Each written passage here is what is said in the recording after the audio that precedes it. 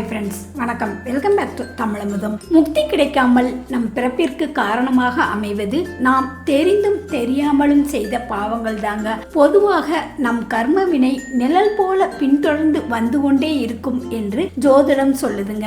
என்னதான் நல்லது செஞ்சாலும் கெட்டது நடக்குது அப்படின்னா நீங்க செய்த கர்ம வினை பயனை அனுபவித்து கொண்டிருக்கிறீர்கள் என்பது அர்த்தங்க. இது போன்ற கர்ம வினை பாவங்களை குறைத்து கொள்ளவும் இதனால் ஏற்படக்கூடிய தடைகளை அகற்றவும் என்ன செய்யலாம் அப்படின்னு பார்க்கலாங்க. கர்மா என்பது கெட்டது மட்டும் கிடையாதுங்க. நல்லது செஞ்சாலும் அது நம் வாழ்க்கையில் பின்தொடரும். நல்ல கர்ம வினை பயன்களையும் சேர்த்தே அனுபவித்துக் கொண்டிருக்கும் இந்த வாழ்க்கையில் தொடர்ந்து தடைகள் ஏற்பட்டு கொண்டிருந்தால் அதனை நீக்கக்கூடிய சக்தி கொண்டவர் விநாயகர் தாங்க. இவரை தொட்டு வணங்கிவிட்டு எந்த ஒரு காரியத்தை செய்தாலும் அதில் தோல்வி என்பதே இருக்காதுங்க.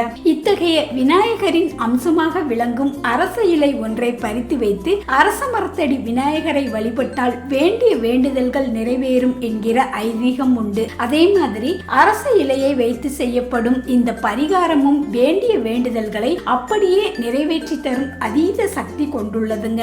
ஒரு அரச மர இலையை நன்கு சுத்தம் செய்து விநாயகருக்கு முன்பாக ஒரு தாம்பூல தட்டில் வச்சுக்கோங்க. தாம்பூல தட்டு மற்றும் விநாயகருடைய அரச மர இலைக்கும் மஞ்சள் குங்குமம் வச்சுக்கோங்க. பின்னர் தாம்பூல தட்டு முழுவதும் வாசனை மிகுந்த உதிரி பூக்களால் அலங்கரித்து இலையின் மீது அகல் விளக்கு ஒன்றை வைத்து பொட்டிட்டு அலங்காரம் செய்து நல்லெண்ணெய் ஊற்றி பின்னர் மஞ்சள் நிற பஞ்சு திரியால் தீபம் ஏற்றி வையுங்க. பின்பு இதற்கு தூப தீப ஆரத்தி காண்பிக்கணுங்க. மஞ்சள் நிற பஞ்சு திரி இல்லை என்றால் வெள்ளை நிற திரியை மஞ்சளில் தேய்த்து நன்கு உலர வைத்து தீபம் ஏற்றலாம். இந்த மஞ்சள் நிற திரியை பயன்படுத்தி சனிக்கிழமைகளில் விநாயகருக்கு தொடர்ந்து அரச இலையில் தீபம் ஏற்றி வந்தால் எத்தகைய பாவங்களும் நீங்கி காரிய தடைகள் அகன்று செய்யும் காரியங்களில் வெற்றி நிச்சயம் உண்டாகுங்க.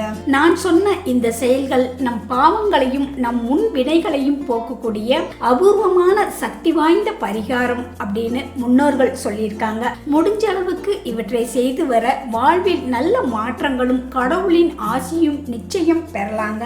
நம்பிக்கை இருக்கிறவங்க கண்டிப்பா செஞ்சு பாருங்க. இதை பற்றிய உங்களோட கருத்துக்களை மறக்காம கமெண்ட் பாக்ஸ்ல கமெண்ட் பண்ணுங்க.